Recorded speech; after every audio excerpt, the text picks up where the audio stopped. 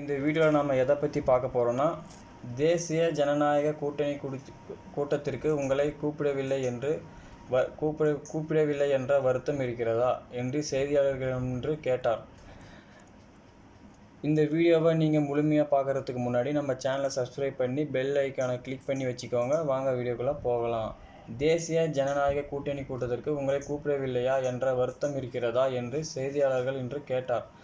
அதற்கு பதிலளித்த ஓபிஎஸ், ஏங்க நாங்கள் அவர்களை தொடர்பில் இருக்கிறார்கள் என்று சொல்கிறோம், ஆனால் அதற்கு பிறகும் கூப்பிடுறீங்களா இல்லையா என்று ஏன் சண்டையை மூட்டி விடுறீங்க என்று கேட்டார். பாஜகவுடன் 2024 மட்டுமல்ல 2026 தேர்தலிலும் கூட்டணி இல்லை என்று அதிமுக திட்டவட்டமாக அறிவித்துள்ளது. இந்த சூழலில் பன்னீர்செல்வம் அணியினர் தங்கள் நிலைப்பாடு குறித்து ஆலோசனை நடத்தினர்.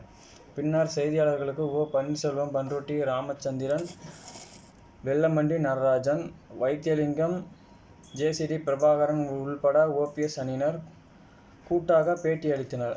அப்போது பாஜகவுடன் தொடர்பில் இருப்பதாக சொல்கிறீங்க, அவங்க என்ன சொல்கிறாங்க, உங்களை எதற்காக அணுகிறார்கள் என்று சொல்ல முடியுமா என்று செய்தியாளர் ஒருவர் பன்னீர்செல்வமிடமிருந்து கேட்டார். அதற்கு பதிலளித்த அவர், சொல்ல வேண்டிய நேரத்தில் சொல்வோம், பேசுவதை நடத்திய அறிவிக்க வேண்டிய நேரத்தில் அறிவிப்போம் என்றார்.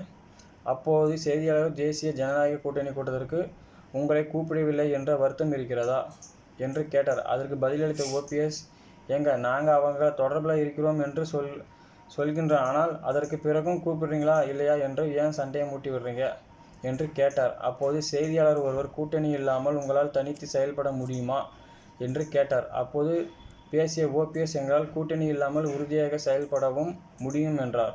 அப்போது செய்தியாளர், நீங்கள் 2019 என்டிஏ கூட்டணியில் இருந்தீர்கள், 2021 சட்டமன்ற தேர்தலும் என்டிஏ கூட்டணியில் இருந்தீர்கள், இப்போது என்டிஏ கூட்டணியில் இருக்கிறீர்களா என்று கேட்டார். அதற்கு சிரித்து கொண்டே பதிலளித்த ஓபிஎஸ், ஏற்கனவே பதில் சொல்லிவிட்டேன் என்றார். அப்போது குறுக்கிட்ட வைத்தியலிங்கம், ஏற்கனவே தொடர்பில் பேசிக்கொண்டிருக்கின்றார்கள், அரசியல் நிலைமை இன்று ஒன்றும் இருக்கும், நாளை ஒன்று நடக்கும், தேர்தல் வரட்டும் பார்க்கலாம், ஓபிஎஸ் ஏற்கனவே இது பற்றி சொல்லியிருக்கார் என்றார். அப்போது ஓபிஎஸ் செல்போனை எடுத்து, ஓபிஎஸ் இன்றைய தேதி வரையில் இருக்கிறது, நாளைக்கு உங்களிடம் பேசும்போது தேதி வரையிலும் காண்பிப்போம்.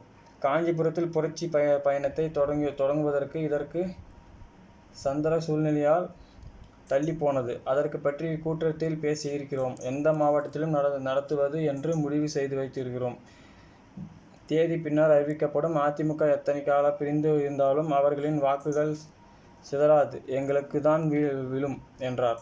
அப்போது செய்தியாளர் ஒருவர், ஒருங்கிணைந்த அதிமுக சாத்தியம் என்று நினைத்தீர்களா என்று கேட்டார். அதற்கு பதிலளித்த ஓபிஎஸ், நாங்கள் முதலில் இருக்கிறதோ அதைத்தான் சொல்லி கொண்டிருக்கிறோம், தேர்தல் தான் ஜெயிக்க முடியும் என்று நாங்கள் தான் சொல்லி கொண்டிருக்கிறோம், அதை பழனிசாமியிடம் போய் கேளுங்க, அவர் முடியாது என சொல்லியதால் இத்தோடு 10 தோல்வியடைத்து விட்டது என்றால். அப்போது குறுக்கிட்ட வைத்தியலிங்கம், எங்களுடைய கணிப்பு எடப்பாடியை தவிர்த்து அதிமுக ஒன்றியம், ஓபிஎஸ் தலைமையில் அதிமுக ஒன்றியம் கூடிய சீக்கிரத்தில் நடக்கும், இது எங்களுடைய கணிப்பு என்றார். இதனிடையே சசிகலாவை சந்தித்த போது எப்போதும் என்ற கேள்விக்கு அவரது உடல்நிலை சரியில்லாமல் இருந்தது, இப்போதுதான் அவர் மீண்டும் வந்துள்ளார், பொறுமையாக இருங்கள், விரைவில் நடக்கும் என்றார். ஒரே நாடு ஒரே தேர்தல் குறித்த கேள்விக்கு அதற்கு வாய்ப்பே இல்லை என்று திட்டவட்டமாக ஓபிஎஸ் தெரிவித்தார். இத்துடன் இந்த செய்தி தகவல் முடிவடைகிறது. இந்த செய்தி தகவல் பிடிச்சிருந்தால் லைக் பண்ணுங்கள், ஷேர் பண்ணுங்கள், மறக்காம நம்ம சேனலை சப்ஸ்கிரைப் பண்ணி பெல் ஐக்கானை கிளிக் பண்ணுங்கள். நன்றி, வணக்கம்.